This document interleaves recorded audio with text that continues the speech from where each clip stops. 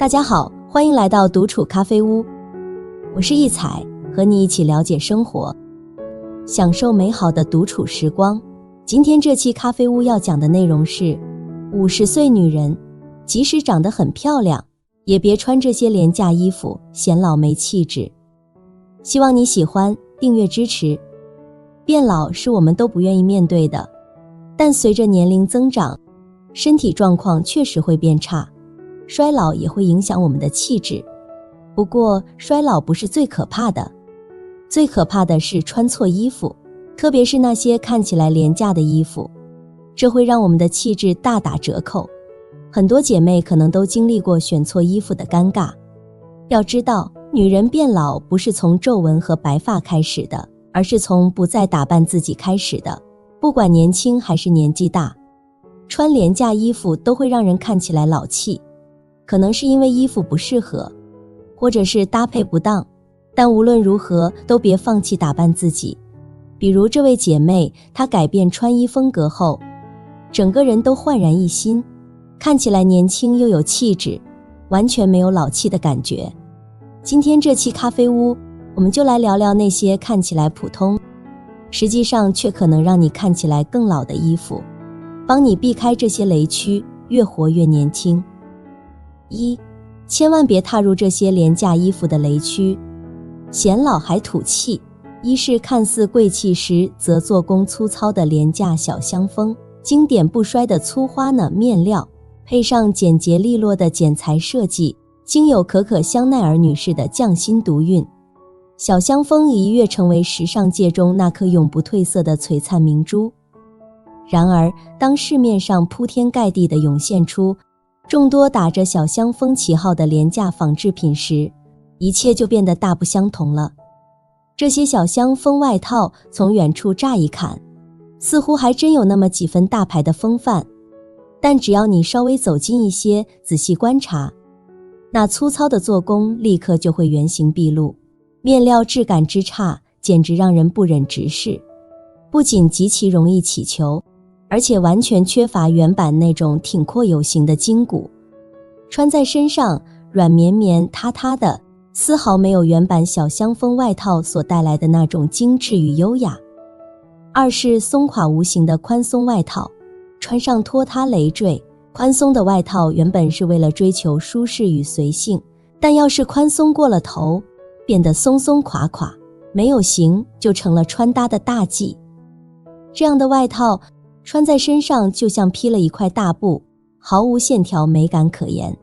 走起路来，衣服随着脚步摇摇摆摆，给人一种拖泥带水的感觉，让人看起来毫无精神。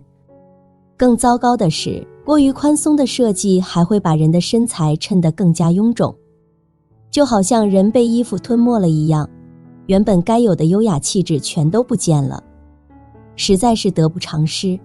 3是花色艳丽的老年衬衫，不时髦还花哨土气。随着年龄的增长，很多女性开始喜欢穿颜色亮丽的衣服，觉得这样能让自己看起来更有活力。但如果款式和花色选得不合适，就很容易显得花哨又土气。那种花色特别艳丽的老年衬衫就是最好的例子。这些衬衫通常都是大朵的略显夸张的印花，颜色搭配也特别扎眼，比如红配绿，紫搭黄，简直毫无美感。穿上这样的衬衫，就像是跟时髦这个词彻底绝缘了，所以这样的衣服还是尽量避免为好。4是大面积的蕾丝和半透明雪纺单品，有些姐妹偏爱那些外表高端却做工欠佳的半透明雪纺或大范围蕾丝款服装，但穿上身就会发现，不仅会有不适的刺痛感，还会让整体气质显得逊色。尤其是对于上了年纪的女性而言，身材难免有些发福，这类衣服反而会让腰部和腿部的赘肉更加显眼。所以建议你别再踩这个坑，免得因衣服而影响了自己的气质。5是彩色系密集印花单品，怎么穿都显老。很多上了年纪的姐妹总认为，选颜色越亮或者花哨的，就能让自己看起来更年轻。但其实这个想法有点片面了。如果我们选的印花图案面积太大，或者图案太复杂，反而会让整个穿搭看起来眼花缭乱，完全凸显不出我们的气质。其实我们可以试试选些小面积的亮色，或者小面积的印花，这样既能分散注意力，又不会太过张扬。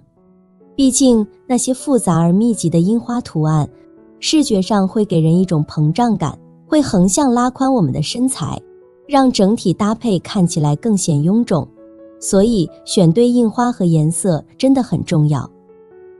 6是皱巴巴没有光泽感的衣服。我们在选择衣服时，除了关注面料和款式，还要考虑这衣服是否适合即将出席的场合。有些衣服一眼望去就透着股廉价感，这主要是因为选用的面料不够好，要么容易走形显得没档次，要么布满皱褶，穿不了几次就破损或显得粗糙。如果我们穿上这样的衣服，气质就会大打折扣了，整个搭配也会显得杂乱，完全不符合当下的活动和场合需求。2. 中年女人买衣服，这样做避免掉进廉价陷阱。要点1，关注衣服的材质，避开太薄且粗糙的面料。材质是衣服质感好坏的关键所在。挑选衣服时，用手一摸就能初步有个判断。那些太过薄的面料，比如轻轻一拉就变形的薄纱、薄棉，贴身穿不仅不舒服，还总给人一种廉价又脆弱的印象。要想衣服穿出好质感，那就得注重材质的厚度和挺阔度，选对了，衣服才能紧贴身体，把那份精致感完美展现出来。要点2，关注衣服的剪裁和长度。1是慎选过踝的外套，穿上容易显矮。剪裁和长度对身材比例和整体气质有着直接的影响。那些过踝的外套，虽然看上去保暖随性，但对于中年女性而言，如果版型没选好，穿上后很容易就显得个子矮了。比如身材中等的姐妹，如果穿上一件既宽松又长到脚踝的风衣，整个人就好像被衣服吃掉了一样，原本的身高优势完全不见了，下半身看起来还特别拖沓冗长，走路时还得时刻小心，生怕踩到衣角。所以选外套时，可以多留意那些长度在膝盖以上、大腿中部左右的款式，这样的外套能很好地拉长腿部线条，让人看起来更加干练有精神。要点3，注重细节做工，走线千万别太粗糙。我们常说细节见真章，一件衣服的做工如何，往往就藏在那些不起眼的小地方。可以仔细观察缝线部位，如果走线七扭八歪，针脚大小不一，甚至线头还露在外头，那么这件衣服的做工恐怕就不会好。反观做工讲究的衣服，缝线又细又匀，纽扣结实得很，边缘也处理得清爽利索。这些细致的地方不仅让衣服更耐用，穿上身也能让人倍添自信。3，会买是基础，会穿才是关键。会买衣服是打造精致穿搭的基础，然而真正能让中年女性在人群中脱颖而出的，是那一手精妙绝伦的穿搭技巧。1，会穿的中年女人与不会穿的中年女人，气质差别真大。走在街头，你可能会碰到2类截然不同的中年女性。有些女性穿搭上似乎不太讲究，身上穿的都是些老气横秋、过时的衣服，整个人看起来有些拖泥带水，缺乏活力，完全看不出气质。而另一些女性，她们在穿搭上就显得格外用心，每一件衣服、每一个配饰都经过精心挑选和搭配，优雅与自信的气质自然而然地流露出来。由此可见，穿搭是否得当，对中年女性的气质塑造来说，真的是有着天壤之别。会穿的中年女性总能以优雅的姿态展现出自己独特的魅力。2，简单却实用的搭配技巧。技巧1，基础款的搭配要适度的留白，减少沉闷感。基础款衣物对中年女性来说，绝对是衣橱里的中流砥柱。不过，想让她们展现出不一样的魅力，就得巧妙运用适度留白的小技巧了。特别是在选择深色系衣物时，试着露出小腿或颈部的肌肤，这样一来，整体造型的沉闷感就能被大大削弱，基础款衣服也能变得灵动起来，更显气质。技巧2，叠穿搭配时注意版型和材质，避免臃肿。叠穿确实是打造穿搭层次感的绝佳手段，但稍有不慎就可能显得有些臃肿。因此，在叠穿时，版型和材质的选择尤为重要。内搭与外套可以尝试软硬相配，薄厚相间，这样既能凸显质感，又不会相互冲突。从外到内，按照由厚到薄的顺序，层次清晰，不显得累赘。技巧3，配饰和妆容加持，能提升造型精致度。对于中年女性来说，配饰和妆容就是穿搭的神助攻，能让整体造型立马出彩。比如，戴上一些有品质的珍珠或翡翠饰品，瞬间就能提升档次。妆容方面，画个清新的底妆，配上自然的眉毛，再来点轻柔的腮红和滋润的唇色，气色瞬间满分，和精心挑选的衣服相得益彰，整个人看起来更加精致。特别是春天一到，根据穿搭风格搭配合适的配饰，比如丝巾、包包、帽子、项链等小物件，能让整体搭配显得更优雅、更高级。总之，选对配饰和妆容，你的穿搭就成功了大半。技巧4，双色搭配要把握适中的对比感。对于大龄女性来说，穿搭上最好避开那些花哨的颜色，其实基础色的搭配就很不错。就拿春季里常见的双色搭配来说，我们要注意深浅颜色的对比，不要按照1:1的对比配色，那样容易显得穿搭有点生硬，缺少层次感。我们可以试试基础色加上彩色，或者深浅颜色相互衬托，这样的穿搭大龄女性也能轻松驾驭，既不夸张，又能让人眼前一亮，很有高级感。技巧5，注重身材和体态管理，才能成为行走的衣架子。除了要在服装选择上多花心思，还有一个很关键的因素，经常被人们忽略，那就是身材和体态的管理。对于中年女性来说，如果能够在日常中注重身材和体态的管理，就是迈向行走的衣架子境界的不二法门。平日里，我们要时刻提醒自己，保持挺胸抬头的姿态，双肩自然放松，走路时步伐稳健且轻盈。此外，还可以尝试一些简单易行的体态训练，比如靠墙站立、瑜伽等，只要长期坚持，就一定能够有效改善体态，让自己变得更加优雅自信。中年女性买衣服，牢记这几个要点，多观察、多触摸，就能巧妙避开廉价陷阱，让自己的衣橱充满高品质、有气质的衣物，在每一个场合都能自信闪耀。中年女人显得廉价，除了穿搭，还在于行为中暴露的自我价值缺失。有些行为像无形的标签，降低一个人在他人眼中的分量。4. 一个女人显廉价的3个行为，希望你一个都没。1. 过度依赖他人，失去自我独立性。东晋时期，有位才女谢道韫，嫁给王凝之，尽管丈夫平凡，她却不曾自怜自爱，反而开设学堂，传授学问。她那句“未若柳絮因风起”，早已显露出她对人生的主动掌控。然而现今，有些女性将依赖视为生存策略，经济上依赖伴侣，连买杯咖啡的钱都要开口索要，情感上更如藤蔓般缠绕，对方不回消息便焦虑不安。这种行为背后，其实是自我认知的退化。当一个人将生存寄托于他人，便无形中放弃了与世界平等对话的权利。《红楼梦》中的尤二姐依赖假脸生活，最终却吞金自尽，依附者的命运从未由自己掌控。真正的独立是雨天自己撑伞的自信，是独处时依旧从容的定力。经济独立赋予女性选择权，情感独立让关系保持活力。与其在他人身上寻求安全感，不如专注于提升职场技能，培养兴趣爱好。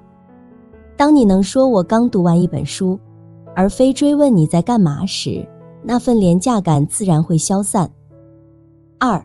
不注重内外修养，放任粗糙。东汉时期的班昭在《女戒》这本书里讲过，女人的容貌不一定非得天生丽质，关键是要干净整洁，洗去尘埃污垢，穿上整洁的衣服，这就足够了。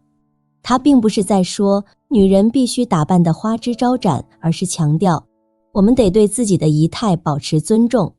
如今的社会，很多女性朋友容易走进两个极端，有的觉得自然最美，顶着油腻的头发，穿着睡衣就出门逛超市，把邋遢当成了真性情；还有的则沉迷于美颜相机，用虚假的外表掩盖真实的自己，成了社交媒体上的展品。这两种状态其实都反映出对自我价值的一种敷衍。记得办公室里有个女同事，开会时总穿着起球的毛衣，还辩解说能力比形象重要，结果客户在背后议论她对细节都这么马虎。项目交给她能靠谱吗？你看，得体的形象并不是为了取悦别人，而是自我尊重的一种表现。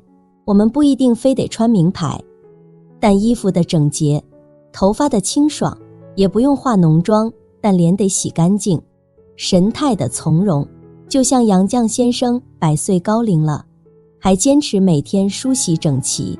他说，容颜会老去，但体面不能丢。3. 传播负面情绪，消耗能量。李清照晚年时写下了那句凄凄惨惨戚戚，但他从未在邻里间抱怨过命运的不公。他把内心的悲苦凝聚成了一首首动人的诗句，而这些诗句也成为了宋词的巅峰之作。可是反观我们现在身边的一些女性，她们的做法却大相径庭。在闺蜜群里吐槽丈夫3天都不洗袜子，在办公室里抱怨婆婆插手育儿的事情，甚至还将家里的长短事都搬上了短视频平台。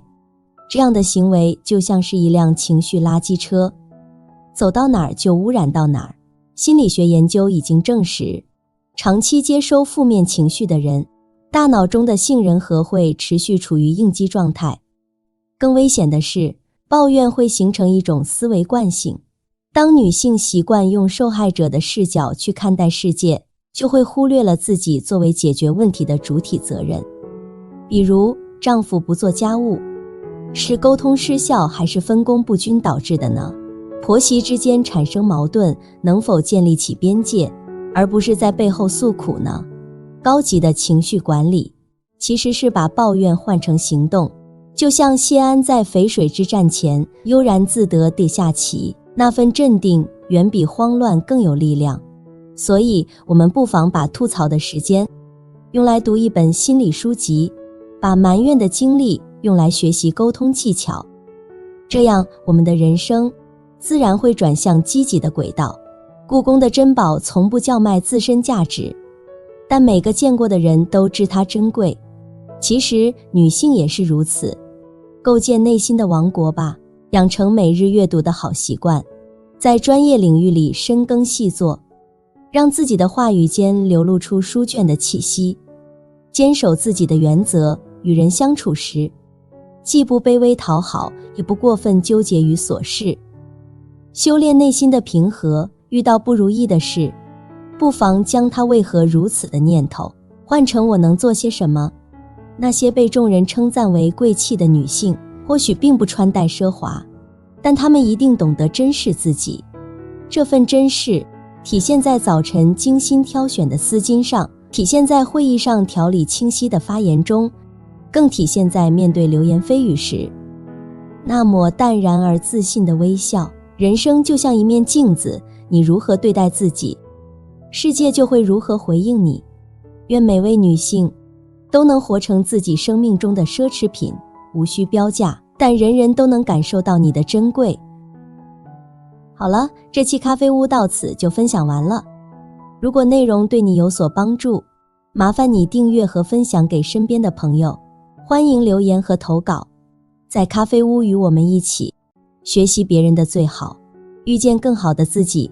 我们下期节目见。